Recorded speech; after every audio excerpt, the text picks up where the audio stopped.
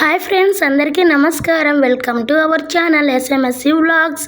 ఎలా ఉన్నారు? మీరు బాగున్నారా? నేనైతే బాగున్నానండి. మీరు బాగుండాలని మనస్ఫూర్తిగా కోరుకుంటున్నాను. ఈ వీడియో అయితే నేను నైట్ తీసానమాట. మా పిల్లలకు దోశ వేసి ఇచ్చింటే తింటున్నారు. మార్నింగ్ అయితే నేను అన్నము రసము చేశానన్నమాట. నేను వంట చేసుకుంటుంటే మా పొట్టది ఎప్పుడు లేచింది. చూస్తే ఇంట్లో లేదు. బయటకు వెళ్ళి చూస్తే కెమెరా పెట్టుకొని వెళ్ళానమాట. బయటికి వెళ్ళి చూస్తే పాపం ఆడుకుంటుంది బాగా. మా పిల్లలకి ఎందుకో ఇంట్లో అసలు ఆడుకోబుద్ధి కాదేమో అనిపిస్తుంది నాకైతే. ఎందుకంటే బయట కొంచెమే ప్లేస్ ఉందన్నమాట. చాలా ఇల్లులు ఉన్నాయి, 8 ఇల్లులు ఉన్నాయి. వరుసగా తిరుగుతూనే ఉంటారు జనాలు. వాళ్ళకి అడ్డము వాళ్ళు ఏమనుకుంటారో మనసులో అని అనిపిస్తుంది అనమాట. చిన్నపిల్లలకు తెలియదు కదా, మనం చెప్పినా అర్థం చేసుకోరు. ఆ దావకు అడ్డం కూర్చొని ఉంటారు. ఎంతైనా బయట కూర్చొని ఆడుకునేంత ప్రశాంతత ఇంట్లో ఉండదు కదా. అన్నం అయితే రెడీ అయిపోయింది అనమాట. నేనైతే ఎప్పుడైనా అన్నం చేసినా కూడా గంజి అయితే వంచుతాను అనమాట. ఎందుకంటే పొడిగా వస్తుందని అన్నము. ఇక మేమైతే అమ్మమ్మ వాళ్ళ ఇంటికి అయితే వెళ్ళిపోతున్నాము. ఎందుకంటే మా పెద్ద కూతురు ఉంటుంది అక్కడ. వెళ్ళి తీసుకొని వచ్చి అయితే నేను ఆ పాపను రెడీ చేసి ఇద్దరిని స్కూల్కి అయితే రెడీ చేయాలి కదా, అందుకే వెళ్తున్నాను. వారము వజ్రము ఏమీ ఉండదన్నమాట. మా అమ్మ ప్రతిరోజు ముగ్గేసి పేడలకి కడుపుమలు కడిగి ముగ్గు పెడుతుంది. నేనైతే సండే అయితే ఒక్కోసారి వేస్తాను, లేకపోతే వేయను, పెద్దగా పట్టించుకోను. మీరు మా పాపనైతే ఇంటికి వెళ్దాం రా అంటే బ్యాగ్ మర్చిపోయిందంటే ఎక్కడ పెట్టిందో వెతుకుతుంది. తర్వాత మా నాన్న అయితే తీసుకొని వచ్చి వెతికి ఇచ్చాడనమాట.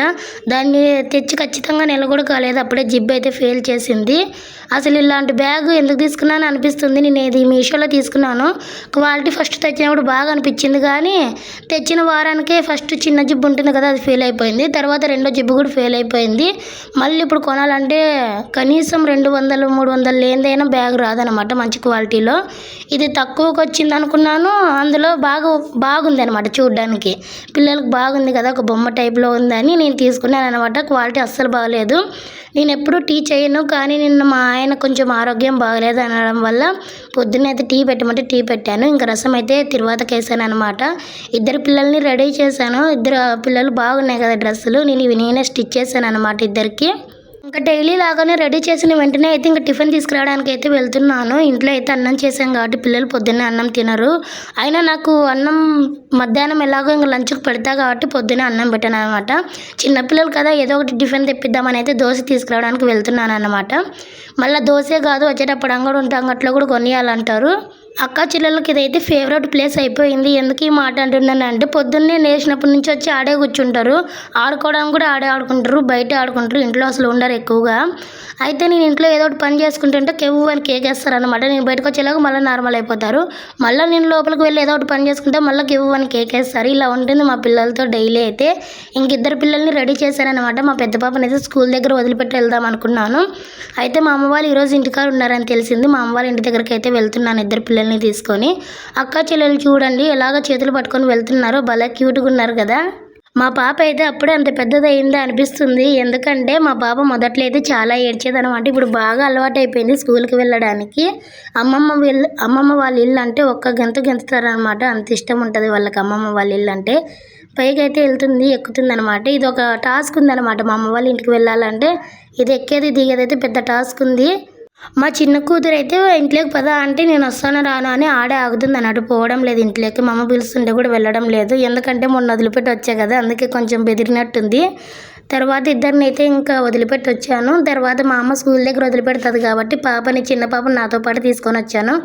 నేను క్యారీకి అయితే లంచ్ బాక్స్కి అయితే పెరుగన్నం పెట్టి కొన్ని పండ్లు అయితే దాని మీద వేసానంట అనమాట. పాప తింటుందని. చాలా కలర్ఫుల్గా కనిపించింది. నేనైతే ఇంటికి వెళ్తున్నాను. మా పెద్ద పాపకు బాగా చెప్తుంటే అసలు పట్టించుకోవడం లేదు, టీవీ చూస్తుంది.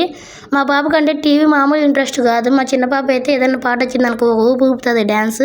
మా పెద్ద పాప ఫస్ట్లో వేసేది కానీ ఇప్పుడు పట్టించుకోవడం లేదు. చిన్నదానికి ఎక్కింది ఆ పిచ్చి. నేను అవి అయితే కొనిపించాను అనమాట ఇద్దరు పిల్లలకి. మా చిన్నది వెళ్దామంటే అక్క చెప్పులు వేసుకునిందా లేదా అని 10 సార్లు ఎదురు చూసి తిరుగుతుందనమాట.